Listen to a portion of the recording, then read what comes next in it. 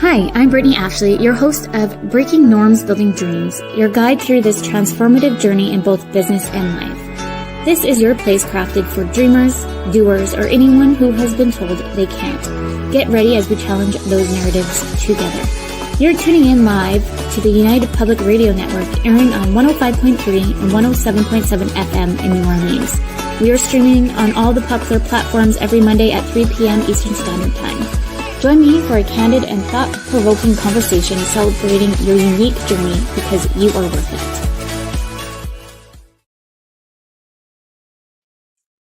Welcome, everyone.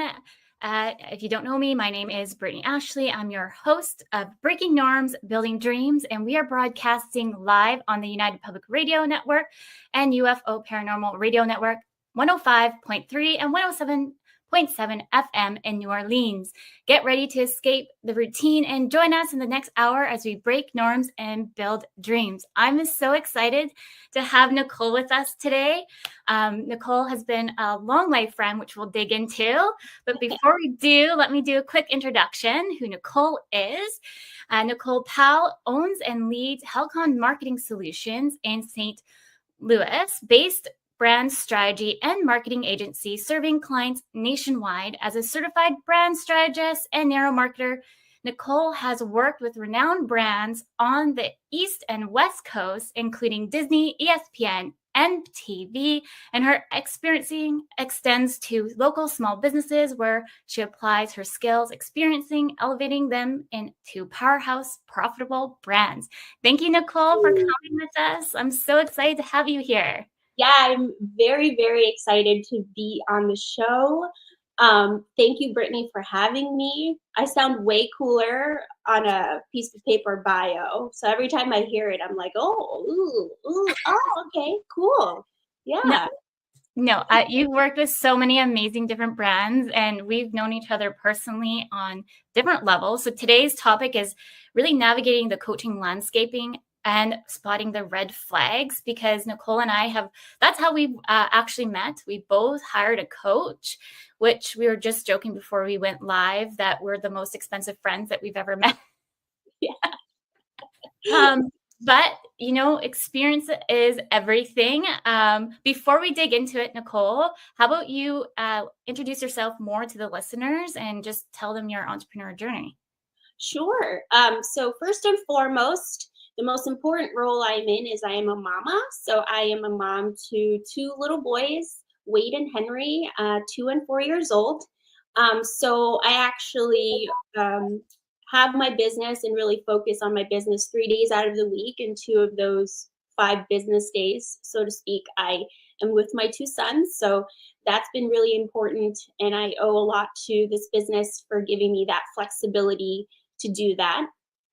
So as you mentioned, Brittney, I own a full service marketing agency here in St. Louis, and kind of some of my experience working on both coasts for different brands. So kind of what led me to building this agency, which maybe we'll talk about later, was not I was not expecting it to be what it is now when I first started, was that, working with these bigger brands, the entertainment brands, obviously, and also other brands that you know and love that you probably open your pantry, some of those brands, was that they really invested a lot in research and brand strategy and all of those things. And then when my husband and I moved here to St. Louis, I worked for a local agency, again, working with bigger brands. But then as I met more folks in that small to mid-size business world, I really noticed that the focus on, really building a brand identity, crafting a brand strategy wasn't as important in those kind of marketing plans, and the owners weren't as familiar with how important it is in crafting that brand strategy. So then I started to think like, whoa, like all this knowledge that I have, how beneficial it would be to kind of share that and build these big brand books for these small to mid-sized businesses to really showcase how awesome they are and how cool they are. So it started out as like a consulting thing where it was just going to be me part-time as I conveniently pitched to my husband, and then it kind of transcended into a team and all of that. So that's kind of one reason why I decided to create this agency, but also I really wanted to do it in a positive uh, environment, really focused on culture and our values, which kind of start to kind of fade away the bigger you get. I'm like determined to keep it Yes. and retain it and have a positive working environment. So that's a little bit of my journey, I guess. I love it. No, and I think that's kind of like one way that we've kind of connected Mhm. is that when we kind of met each other, we both kind of came from a bigger kind of companies, and we realized there was those gaps really in the market to really help small business owners to really understand brand and or just to elevate their business so much more that they could further than a corporate kind of company. So no, I love it. I remember reading, if you don't mind sharing, I know this wasn't on the list of questions, Oh, no, go for it. Yeah. where your name came from, the name of the company. Oh, HALCON. So it's actually named after a mountain in the Philippines. So I am Filipina, born in the Philippines. And my husband, when the company started, my husband and I were really big outdoorsy hikers and all of that. Yeah. So it was a way to, I mean, we still are, but it's a little bit difficult with two little ones who could, you'd have to probably carry on your back, which it's not. Um, we really love the outdoors, and so I kind of wanted to combine my Filipino heritage with that love of outdoors. So that's kind of where it Love it. came from. I Yeah. love it. No, I remember reading that like when we first met on Yeah. your so I wanted everyone else to kind of hear the name, what the name came from, Oh, because I cool. think it means a lot to Mhm. you and the brand itself, and you're just so connected to it. Mhm. With everybody listening, let's dive into our topic a little bit. Navigating the coaching landscape and spotting the red flags. So Nicole and I actually met, oh, is it 3 years ago? Maybe longer. I want to say longer. It's longer. I I, think it's like 4 years ago, yeah, probably. 4.5 maybe, because it's around the Yeah. time I started Creative Dynamics. Yeah. The whole reason, like everybody's looking kind of for a coach when you're starting and or in the middle of it or wanting to elevate your business. And I came along this particular coach, and long story short, like we were just joking, it was a lot of money to find friends than really what we were looking for. We'll kind of dig in a little bit deep, but I thought what I would do today for the listeners is kind of break out what is coaching, what is mentoring, and what is consulting, because that is something that a lot of people kind of get confused on. I am a certified business coach, imposter syndrome coach, but I'm also a mentor. So I just want to make sure the listeners can understand what the difference is, and then we can kind of dig in a little bit deeper. So at the end of the day, coaching is really boosting your current performance and unlocking future potential. So you're always looking into the future. You're not going backwards, really trying to elevate it. And really at the end of the day, the coach should be asking you curious questions, then giving you advice. And then a mentor is just really nurturing long-term growth and career development and kind of pushing you, yes, forward, but then you're kind of, that mentor is kind of giving you life lessons, what they've learned along the way. And then a consultant is addressing specific challenges with expert solutions. So you're going to kind of see sometimes like coaching, consultant mixed together, but it's kind of good to know like the 3 different levels, how they kind of segment away from each other.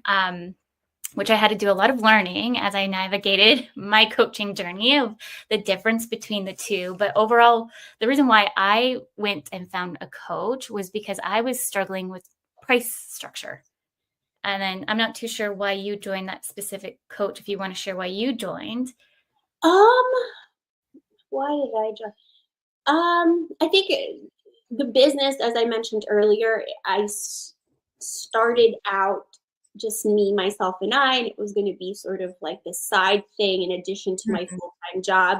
And I think it grew and evolved so quickly, and I needed that support and to feel like I wasn't going at it by myself. And you always want to grow and find new ways to grow. And there are certain elements that I'm not a master in. So I really wanted to lean on different people and figure out how they created their businesses and things like that, I would Exactly.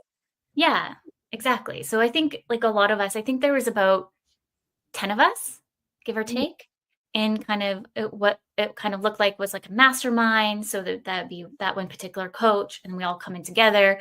And at the end of the day, it really ended up Nicole and I always touching base at the end of the call, being like, we didn't get anything really out of this. Did you? So we sit down and strategize together.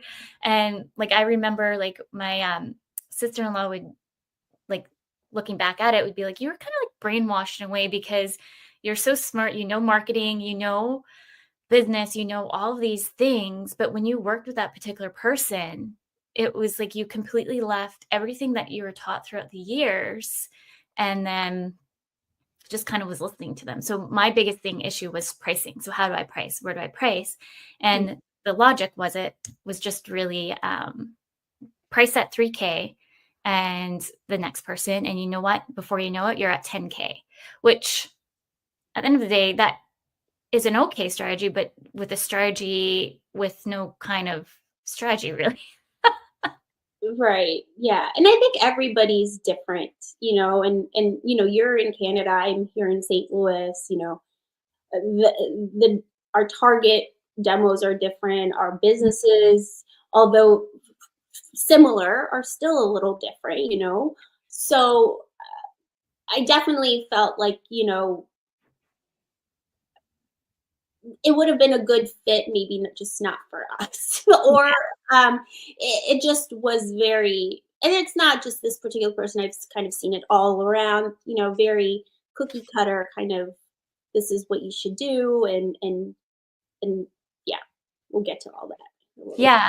I don't want to jump too far in. And that's the thing is everyone's going to kind of see it when you're starting out as a new business. It's kind of like the shiny object of, yeah, I want to make 10K in a month. Yeah, I want to make 200, whichever. And it goes up from there. You're seeing all these coaches promise all these things. So when you're a new business owner, like that does look really flashy because at the end of the day, you are a sole proprietor and or whichever, it would be nice to make that kind of coin and not knowing that you need to go back to a 9 to 5 because you probably realize that a 9 to 5 job doesn't suit you. So it's just, it kind of gets you in the door, but then maybe what we should talk about is like questions that others should ask before they kind of lead into just jumping feet first. Cause I felt like I jumped in feet first without asking the right curious questions to see if they were the right fit for me, to be honest. And ultimately, when you're starting out, and I mean, I'm not a coach or a mentor, so, and I never had one. So it's very difficult to even know what questions to ask. Mhm. So you're absolutely right. And ultimately, you can't, no matter how much we try to control it, right, with questions and all of that, we're never gonna know. We're never gonna know if the person we vetted is the right fit for us. But at least you can kind of go into it at least a little confident that you asked the right questions. So yeah. Yeah. And I feel like since that particular coach, I've been through so many different coaches. Mhm. Uh, and they just didn't sit well with me. And I think at the end of the day, it's because they didn't ask me enough curious questions to really understand my business model versus they're just kind of, oh, you do X, Y, and Z. Just go to the States and find clients there. That will elevate your income. Or, you know what you need to do is just set this base package price and then that's that. Where it's like, well, why? So maybe instead of just listening, maybe start asking more questions with that particular person of maybe throw in more of the why into the mix of why should I do it this way? Or also being true to your values at the end of the day too. If it's not sitting right with you, like when we were working with that one coach, like I felt like it just didn't, I knew creating a website brand, like this one particular person was coming to me for all of the things. And I still quoted them 3K because that's kind of what I was told. And at the end of the day, really that project could have been probably 6 to 7K because I was building the full system probably even more, to be honest, like the full thing. And so like looking back on it, I'm like shake my head. I'm like, oh, I should know these things too, because my background is in marketing communications and system updates. But for whatever reason, I was just like listening. Yeah, I mean, it's so difficult to, when you're thinking about it that way because we're all so unique, and I think that's maybe it's not a question to ask, but really just an overall vibe when you're communicating with someone that you potentially want to work with. Like you want to make sure that the person you're working with, can adjust and has the expertise, and if they don't, can connect you to the right person. Yeah. To so that if you do need something, or it's very unique to your industry, or something happened that isn't something that 10 other people are experiencing at that correct time, that the person you're working with is able to be flexible, and hear you out and understand your concerns and your challenges, versus kind of having that set mold, and then as the client you're having to adjust, Mhm. when there's certain things that you really are out of your control and you can't adjust, Yeah. right? So it's it's it's definitely tricky, and I think overall, as entrepreneurs, and also we're moms and we're juggling these things, and parents, we want that community. um we want that community. Oh, I saw something pop up.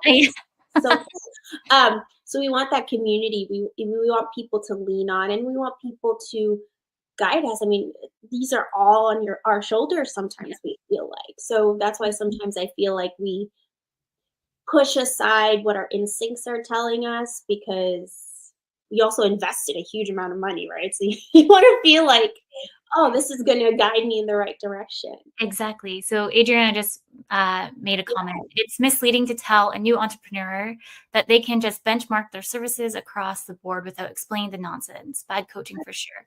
100%. And like looking back on kind of the model that I felt like we were kind of, well, at least I was in a way, pushed Mhm. down the path where I think I was still learning, and maybe I was scared to ask the questions, but I think as I've evolved over time, I've been a lot more confident to kind of push back a little bit more. I'm still learning. I'm very soft-spoken, shy sometimes, but I'm trying to like break out of my own shell to kind of start questioning the coach or whichever I'm working with. And I actually have now found they actually don't call themselves a coach. They can call themselves a consultant. I call them a coach because I feel like they intertwine. They're really good at coaching and consulting with me anyways. With my neurodivergent brain of ADHD, they know how to like bring me back in. Like, no, Mhm. Brittney, no. Which I'll be having them on the show in the future, which I'm super excited to bring them in on. But it just kind of helped me kind of understand the dynamic of kind of the entrepreneur space and the coaching space, mentoring, consulting space, because really at the end of the day, I just thought it was just one. And Mhm. really, it's kind of, if you start peeling back the onions, you're going to see that it's so much more there than we even know. Mhm. So I think the biggest thing for anybody listening to spot some of the red flags is when you're not being true to your true values and you're kind of going against the grain. Maybe it's not a red flag for you for that particular coach, but maybe it's a red flag for you in that match of Right. cohesiveness. Like you're saying, Nicole, like you have to have that synergy together, or else you're not going to really be making those momentums that you want to make within your business and or life, because you can have life coaches as well. Mhm. And there's so many, even in the marketing space, right? There's so Mhm. many talented people out there in the world.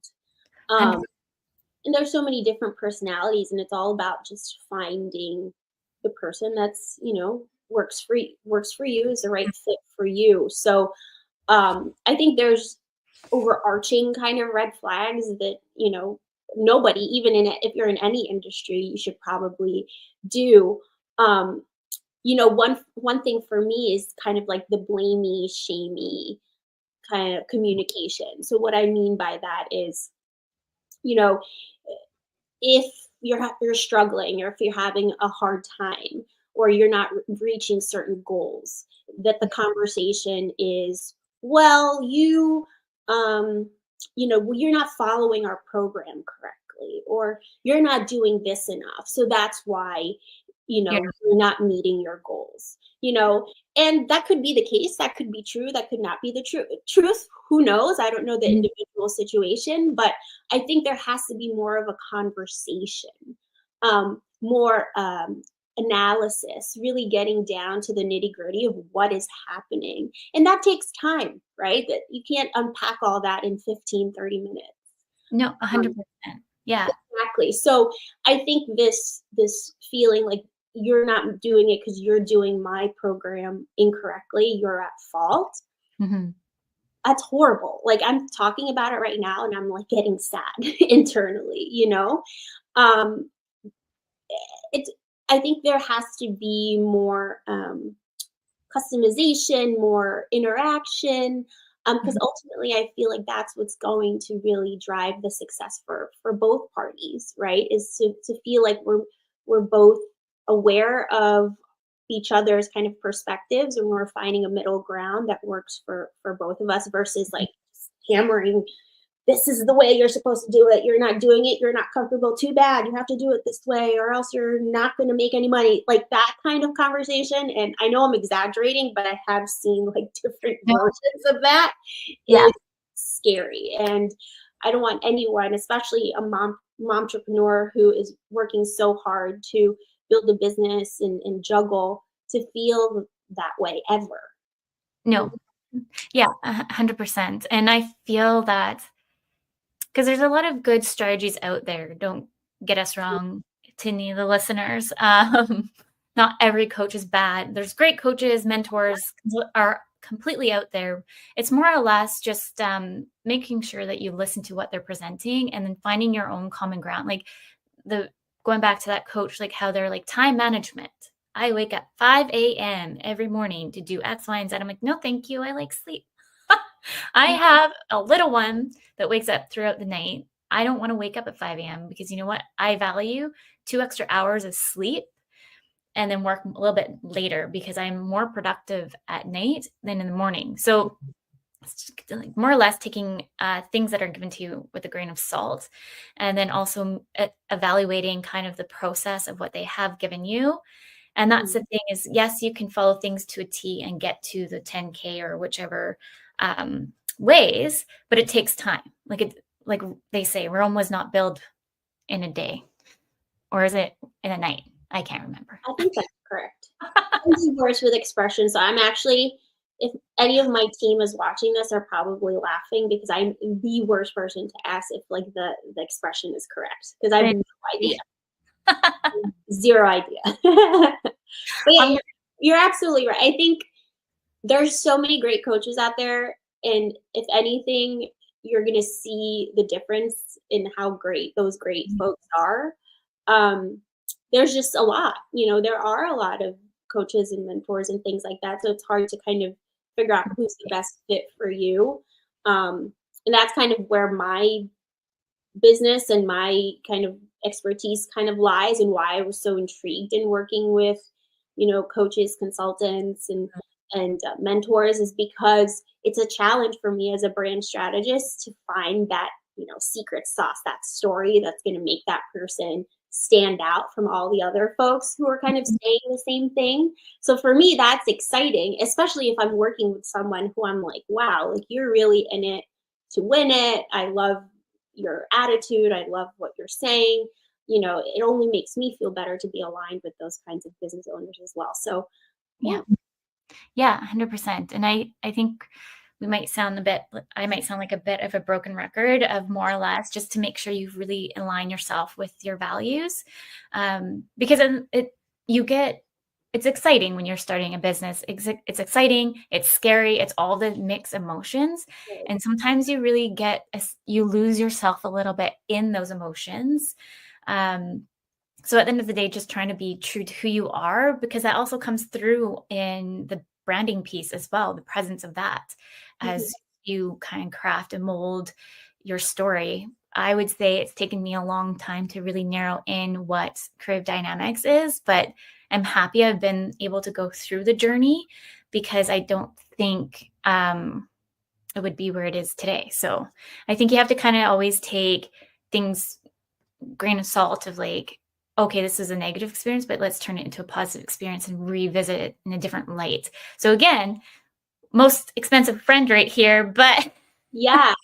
And then when I look back, obviously I wasn't the best fit, or that person wasn't best fit, vice versa, right? We just weren't a good fit.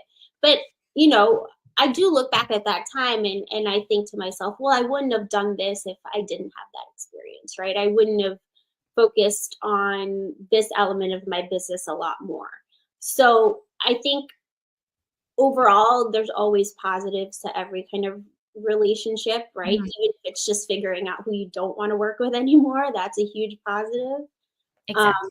but I definitely understand the value of a coach and a consultant and a mentor, especially in this cutthroat kind of insane world we live in. It's always nice to know that someone has been through it and has your back, and can give you that guidance. Sometimes being a business owner, it's a lonely world because you can't necessarily touch base with your team about the things that keep you up at night. Um, So yeah. it's nice to have somebody to talk to who's been through it. 100%. Mhm. Like you're just saying, it is lonely because there's certain things you can or cannot tell a team, or you're just Mhm. sitting there maybe up till 1 o'clock in the morning trying to figure out, I don't know, something bookkeeping wise is just came into my head for whatever reason, because we were just talking about bookkeeping with somebody else. Like it's those little things that kind of get you wrapped up. So having those moments to be able to just talk to somebody, it's just kind of like when you're going to go talk to a counselor in a way. It's just a safe place to kind of navigate through your feelings and emotions and get you to the bigger picture. Yeah. So I'm gonna ask you a question, Brittany, if Mhm. you're Yeah. interested. Did you feel like your experiences with coaches, is that's what kind of motivated you to become one yourself? No. Yes and no. So Mhm. overall, like with working with a team of great women, I've just noticed a lot of them were suffering from imposter syndrome, not thinking that they're good enough, Mhm. which just was like, why? You know how to do administration, you know how to do tech, or all the things. Like, I didn't bring you onto the team for a reason. Like, you kill it. But every time I would match a VA or OBM to a client, I would have like a ping of like, oh, Brett, I don't know if I'm going to do well. And it's like, hmm. So it just kind of started, like, it was interesting. And then it kind of like, to be a good leader too, you're always wanting to look at how you can um not, I don't want to say better yourself, but in a way better yourself when you're leading a team of, I lead between 10 to 15 women. It kind of fluctuates. And so I want to make sure I'm asking those right curious questions when they're stuck versus just going in right into the answer piece, because I find that empowers them more as individuals to really conquer what they're set out to do. And I really think everybody's super talented and have their own strengths, and that sometimes we forget to give them those space to kind of think about it. I know when I work with my consultant coach, I know a lot of the answers. And it's funny whenever we have our chat, because I'm just talking constantly. And then all of a sudden, I'm like, oh, that's what I was going to do. And they're like, they start laughing at me because they're like, did you really need to have a call? I'm like, not really, just chat. Yeah, sometimes it's just nice to say what you think you're gonna do, and then the other person go, "Yeah, okay." So then you don't feel like crazy, like, "Okay, someone else thinks that this is the right move. Okay, great." Right? Yes. So it definitely was a combo effect. Experiencing kind of like the bad, but then also seeing what the team needed. And then the more I started doing it, I'm like, I really love it. So my combination is more coaching, mentoring, consulting in a way. I really like to help business owners build those foundational businesses, but we have to kind of get in the root of it, of who they are too, to understand the flow of where they want to be in the future. Mhm. Absolutely. Okay, sorry, I had to ask that question. Oh, I no, was, like, you can curious. I ask. feel like I've never asked you that question, which No. is so odd. Yeah. Ask away. No, seriously, ask away. It's open conversation. We're already at the midway point. For those who are just tuning in, you're listening to Breaking Norms, Building Dreams. We are live on the United Public Radio Network and UFO Paranormal Radio Network, 105.3 and 107.7 FM in New Orleans. I can't believe we've already been in 30 minutes of this. So I hope our listeners, if they want to comment and ask any questions, they're welcome to. If you have any questions for me, Nicole, that you think of right now, you're always welcome to send them my way. I have a question for you. Sure. In your opinion, what are the motivations or factors that lead some individuals to become a coach for financial gain rather than generally helping people? Okay. Well, I think that's a great question. I think one of the reasons why maybe someone would go into the coaching space and it's purely for the financial gain versus really serving and helping is I think a lot of the landscape, not overall, I wouldn't say a majority of the landscape, the marketing message is very fixated on income levels. Mm-hmm. So it's I earn this every month and you can earn this every month, which is fantastic. More power to you. Probably slightly jealous that you're earning that much. Yeah. So I am all for and in support of folks that are absolutely doing it and killing it, right? Yeah. But I think, and you can probably say the same thing, there's so much work and there is a lot of commitment that goes into doing this, right? So it's not just showing up for a Zoom workshop and then clocking out. And the expectation of a lot of your clients is that you're with them in this journey, that you're available, that you're willing to share your expertise. So I think a lot of the cool stuff is marketed along the income, along the lines of the income. So I mean, who wouldn't want that? Or work, X amount of hours and make this amount of money. Who would not want that? Seriously, right? Especially if you're, a working parent or trying to get out of your corporate job. So if you approach it from that lens of I'm gonna do this purely for the financial gain, but don't necessarily take in the time and have that emotional investment in your clients, that's going to show. Yeah. And it's going to be harder for you to get those referrals and to build your business, which is essentially what you need to do in order to meet those income numbers that people are marketing to you. So I think a lot of the cool stuff is highlighted, but not, the dedication and the hard work. And I mean, you've gone through all that schooling and all this training. So I think that's it. I mean, it's the same with my industry, right? If I said, you could own a marketing agency and it's going to take you 1 week and you can make X amount of money, but you're not sharing all the hard work and the issues and the headache and the sleepless nights and worrying about your team and all of that stuff. So I think I would have to say that the marketing of it all, of kind of some folks marketing where it's easy. No, it's funny that you say that because you just made me think of one of the coaches that I hired. Another one. I believe coaches need coaches. I swear by it. Yeah, for sure. He's a coach. But this particular coach, because they were sitting down, we had 1 hour session, and I just felt like they weren't listening to what I was saying. And they're like, oh, well, you own an agency. You know what? You know what you should change your bio to? That you make X, Y, and Z.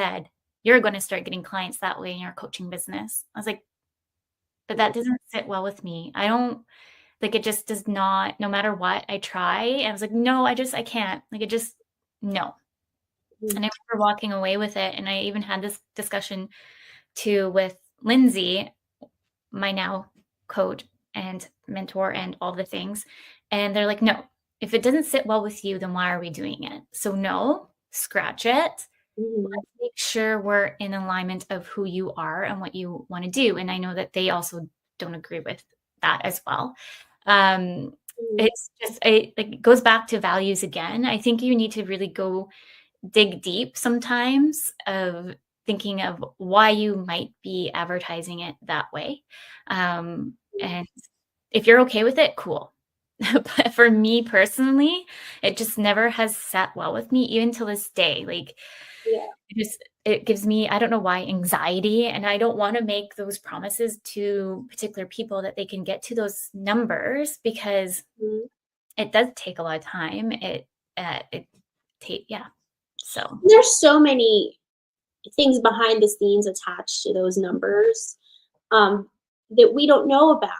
mhm, Um, we don't know if that person, like even for me, like we don't know if that person you're comparing yourself to or want to be has like a full-time nanny and they're able to work around the clock. Or mhm, you don't know if that person has had a long list of like clients down the pipeline that have just converted. Like you don't know if they have connections and have all these. There's so many things that you don't know. So one, just marketing the number yeah, and not marketing anything else, just marketing the number. I say it's kind of like a lazy way to do it, because you're more than that number, right? There's so mhm, many other things you can offer than that. And two, I think it's kind of that whole social media thing where it's like, I'm here in my beautiful house, but then you don't really know what's going on behind the behind scenes, the scenes, right? 100%. Yep. Exactly. Like Um, what, Adriana said, "Not everyone will resonate with your money goals or achievements. It doesn't make sense, and it can be cringy." mhm. 100%.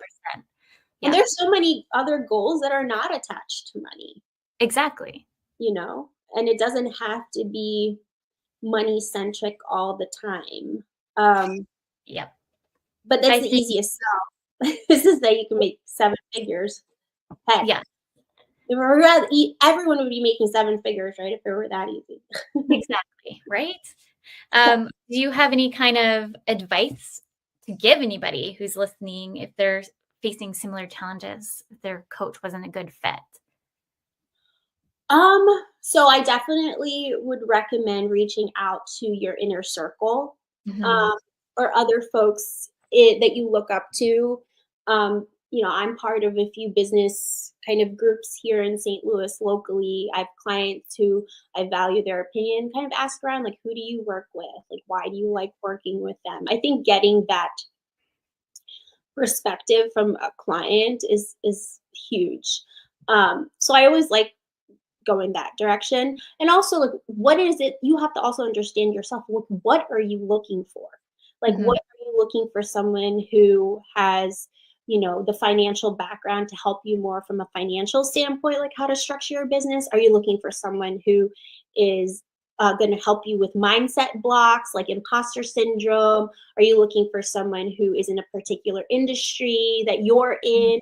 So there's so many folks and very, very talented people out there. But I think going in blind and not knowing what it is that you need in Mhm. order for you to feel fulfilled and in order for you to get to the next level of your business, you're already starting in a bad spot, because then one, you'll easily be like, okay, that sounds great. I'm going to hire you.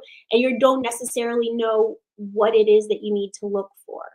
Yeah, Um, so I think that would be my biggest advice, is uncovering and unpacking who you are first, some of yeah. your strengths, some of your weaknesses, where you want to grow and improve. Mhm. Go out there and find someone who'd support you the right way. I love that. Yeah, that's true. I think, like, maybe taking a step back and kind of reevaluating of, why do I want to hire X, Y, and Z? Do I need X, Y, and Z? And really mapping out and making like a kind of like a journal, I guess, of like, Mhm. because I always tell our clients, like, what tasks do you want to offload? And in a way, it's kind of, what do you want to offload to your coach? Um, Thinking of where you're struggling with. And I feel like a lot of people are scared to talk about their weaknesses. And I want to challenge everybody listening that once you know your weaknesses, you're laughing, because then that's where you can kind of hone in and really dig deep and move it to the side. Everyone has a weakness, but we can turn those into opportunities in different ways and strengths as well without us even knowing about it. So like imposter syndrome, for example, that's a big one that everyone really suffers with. I know I have my own imposter syndrome as an imposter syndrome coach. It's funny, I had to go through my own coaching course to figure out that I had imposter syndrome. I have imposter syndrome. It's the fear of being found out, that you're not good enough, but that's kind of you are, which is the interesting part, right? Like finding out what that you actually are, right? It's kind of interesting. Yeah, that's kind of the whole premise of like the show, is that everybody and anybody is all worthy of whatever dream, passion that they want to pursue, and that you just need to really be take that jump and just claim it. And I think, what I've realized in, working with coaches, like having coaches, is that it's all work. You have to work too.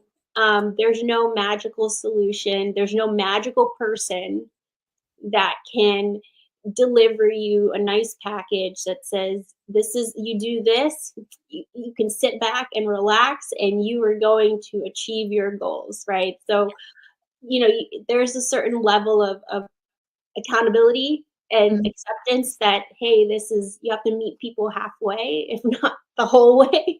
Yeah. And that, this entrepreneur thing, a lot of the marketing that I see too is that it's like easy. Oh yeah, like, work 10 hours and make all this. Like there's nothing wrong with hard work and I'm all for it. You can shed some light on that as a brand strategist for those listening as entrepreneurs, because I know that they may work with certain people that, like maybe it's an agency looking to redo their brand. What kind of recommendations would you have for them? For the coach, say that again, Brittney? With the coach and or like just overall, like they maybe were working with a coach and they're rebranding, because at the end of the day, a brand sometimes really is connected to you. Like the coloring of this whole show of this light teal blue, like I love this color. Like if you come into my house, it's everywhere. Yes. It's resonated into my brands in different areas. Yeah, absolutely. So my number one, I actually spoke at an event this past week.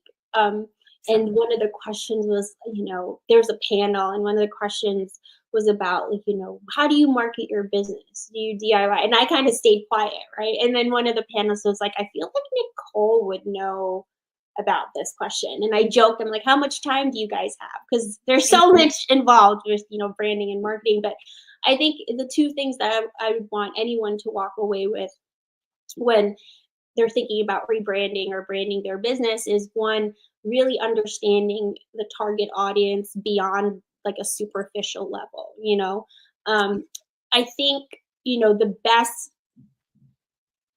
companies, the best brands are folks that understand their target and their audience psychologically, their fears, all of those things that are unspoken that they don't blast out on social media or share with the world. And that takes a lot of work. That takes interviews, that takes market research, that takes a lot of work to really understand who you're talking to. And if you don't do that, then essentially you're going to just say what everyone else is saying around you. And that's when you kind of get lost in the noise, right? And to kind of go along with that is, what is it, from whether it's values, whether it's how you do business, your background, like what is your secret sauce? Like what makes you different than other people that are out there? Like that's what you need to hone in on. And that's why kind of this replicating of processes and structures when it comes to any kind of business, right? And just saying, okay, this is packaged. Okay, I'm going to pull that and just like put my face on the picture and put my colors on it and then repackage it. That would be great, right? Yeah. But it's such a busy and noisy market. If you're not finding what is unique about yourself and your business, then you might as well just kind of put someone else's logo on your business brand or go on with a franchise, right? it's really important to understand your target and also to understand yourself. Like, what is it? What do you have to offer? Um, Great, Brandon. So what do you have to offer that is unique? Um, so let me give an example. You know, a coffee shop, right? Mhm. I own a coffee shop, and I'm going to market my coffee shop. So what is the superficial thing there? Oh, people, I'm going to attract my target audience as people who love coffee. Mhm. Cool. That's Yeah. every coffee shop in the history of man. Like, duh, that's your target. So I'm just going to talk about my blends. I'm going to talk about this. I'm going to talk. But essentially, people are going to go to your business, frequent your business, go to you because they like you, because you stand for something else. You give them an experience, right? So based off of where you are or your target location or demographic, like, what else can you say about the experience of your coffee? Mhm. What else are your patrons looking for outside of just a cup of coffee that they could get somewhere else? So it's really kind of just keep shoveling through and digging deep and understanding that. And that kind of transcends into the coaching space, because there are so many different kinds of coaches out there, Mhm. but also there are a lot of folks saying the same things. Yeah. And it's also think like you're saying, really narrow in and figure out what makes you unique and Mhm. what makes you different. So it's Yeah, taken me such a long time to figure that out. Sometimes it doesn't happen overnight. And I think that's and just it shouldn't. great. It shouldn't. You don't figure it out overnight. It'll take Mhm, time. It's also like, brands evolve. And so the biggest thing for us anyways is always giving back to the community. mhm. That's not usually normal for a virtual assistant agency to do. And so I've always put, instead of giving gifts, I put back into charity. So it's like how, and then like there was, oh, what are they? There's a company here that install fridges. If your fridge breaks down or comes in, fix it. They would go out and buy a full thing of groceries to come in once they fix the fridge. So it's like the little things, like how can you be different? What makes sense to you? What also, um, what's your why? Like, Yeah, why did you start? What makes you unique? Like all the things. and it also has to be authentic, Yes. right? So just because the Bombuses of the world are saying we're going to donate X amount for the Yeah. socks, if you're not, if that's not who you are, if, and there's, I mean, whatever, to each his own or her own, right? Don't just say, okay, my next marketing campaign, I'm going to be all about giving to the community. Yeah. But that's not, it's disingenuous, right? So, Being authentic of who you are. Like for me, like I volunteer a lot with our services for like social media. For mhm, I just started with Women Lead for Change in Canada, and so I'm doing that.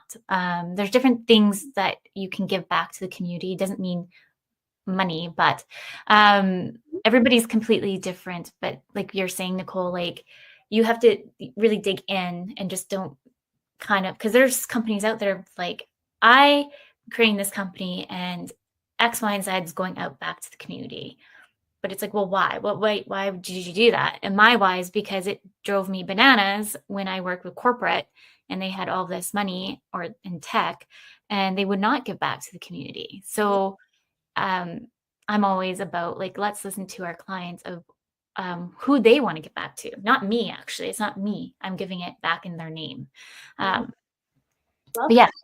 yeah, yeah, That's totally you. That's who you are. I can yeah, vouch for that. yeah, So it's very authentic. Yeah. Oh, right. yeah. Um, let's see. Oh my goodness. By the way, it's so cold here. Oh, Just a it's little, too. yes. I was just listening to when I was dropping off the kiddos, and they're saying Canada has apparently surpassed the coldest out of the world. Oh, What yeah. been hitting like Arctic weathers, and it's been so. That's why I have like my big like comfy sweater on and all the things, and the heat probably get the bill next month I and know. why up in here because it's so I know. The other day, so I'm training for a race. So not yet. Yeah, yesterday. It was yesterday. Yeah. It's like -4 degrees here, but I'm like getting my gear ready. I have my hat on and my gloves on, and like I'm gonna go for a run. My husband's like, it like feels like it's -22 out. I'm like, I can do it. Don't doubt me. I'm like, don't doubt me. I can do it. So I roll into my car and I put my gloves on in my car, and I'm like, my gloves are really cold inside. If they're cold inside, then they're not gonna keep me warm. So then I just like got out of the car, went back in. I was like, I'm not gonna go for a run. It's too cold. Great idea. That was a You great thought idea. about it. You Yeah. made the process to the car and back. I That's made I was hyping, you should have seen me right now. I was like hyping myself up in my, I'm gonna do this. And then nope, maybe lasted 2 minutes outside. Went back. that's so funny. As some of the listeners might have picked up, Nicole's also a mom. Maybe we can dive into how you find juggling momhood and Mhm. running a marketing agency. Oh, sure. So it kind of again goes back to values. Mhm. So I kind of looked at, and I just want to have a disclaimer. I'm still figuring this out. I'd love to tell everyone here that I got it, Know how to, yeah. nailed it. No, it took a while, and I feel like I'm still trying to navigate what this whole thing will look like. But I really had to outline what was important to me, what were my values, and then make those non-negotiable. So Mhm. running was very difficult to get back into my schedule. So everything kind of took precedence over running. So I never ran, right? And then I would just complain about how I never run. But then I really started to look at running as more of like a brainstorming session where I think about my business and like come up with ideas. So then I reframed it so it was tied to work in a weird, bizarre way. Yeah. And then I started to run again because I was like, well, but this is my brainstorming time. Can't not include this in the schedule. So I include it in like my work schedule as like a work Yeah. thing. Um, and then, as I mentioned in the beginning of the show, 3 days out of the week I'm working, then two I'm with my kids because I kind of made it a my own goal or priority that I was going to work and also spend a little bit more time with the kids than normal. Mhm. Um, and I think for me, and it took a while because I did have a lot of, all the guilts when I first had my children. Am I doing this right? Should I be doing this? Why that? And I realized like working made me better Mhm. mom. Um, and that's okay. It's okay to want to work.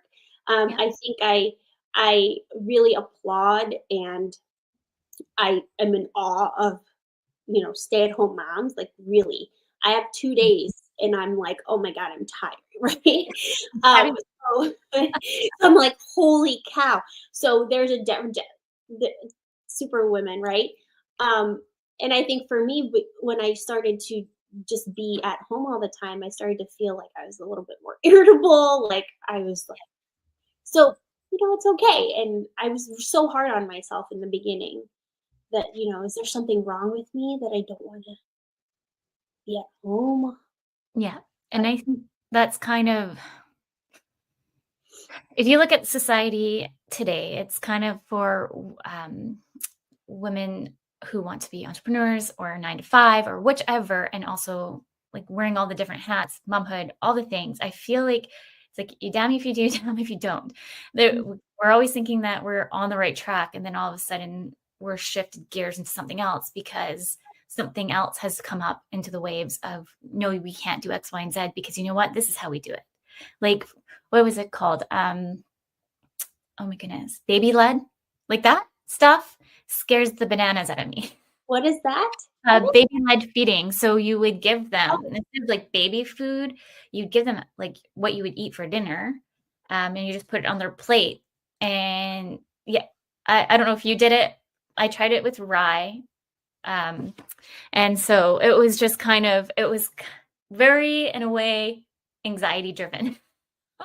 oh You're boy. kind of like learning as you go as a parent, because at the end of the day, you're like always told what you should be doing, but really we're all learning as we go. And I think at the end of the day, you just need to listen to yourself and give yourself grace. Because I know I couldn't really I was doing it where the kids would be home and I'd be working because we didn't have any care. So I was going bananas.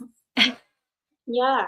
And I think something you just said about, we're all learning, I think that applies to everything, right? Mhm. Including your business. I think the expectation and the pressure we put on ourselves, whether it's when we're hiring a coach or starting a Mhm. business, is that we're just going to miraculously have the answers, or someone's going to provide us with the answers that we've been needing. And Yeah. it's all a process, and you're always like learning more about yourself, every decision and every step you take. Um, Mhm.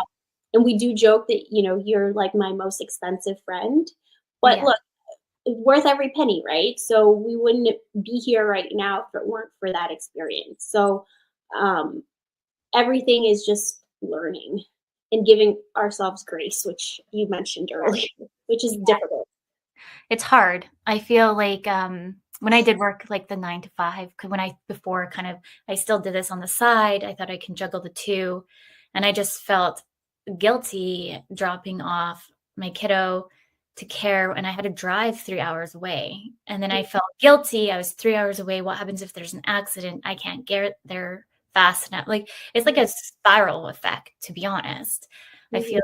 And so what I've been trying to practice with myself this year is give yourself grace. So if you don't maybe say land that client, or maybe you are struggling with something, try to remind yourself to give yourself grace and really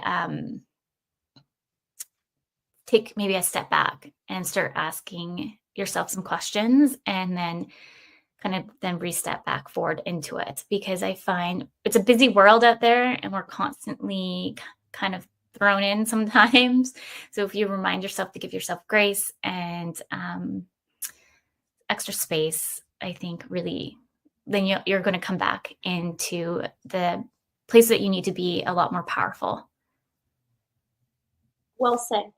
Yeah. See, that's why you're a coach, see? You have the wisdom. You got the good. Uh, Yeah, well, we're almost nearing the end here. I'm so excited that you came on the show, Nicole. I would love to have you back on the show and we can dig in to really any kind of topic you really want to share. But for our listeners listening, please let us know kind of maybe certain topics that we can come in and bring. Marketing wise would be probably helpful for some. But yeah, let's just take a minute and thanks everyone for tuning in. Thank you to the United Public Radio Network and UFO Paranormal Radio Network. Next week, please come and join me for Nadine. And we are actually talking about parenthood, motherhood, the balancing acts. Nadine's actually also a life coach.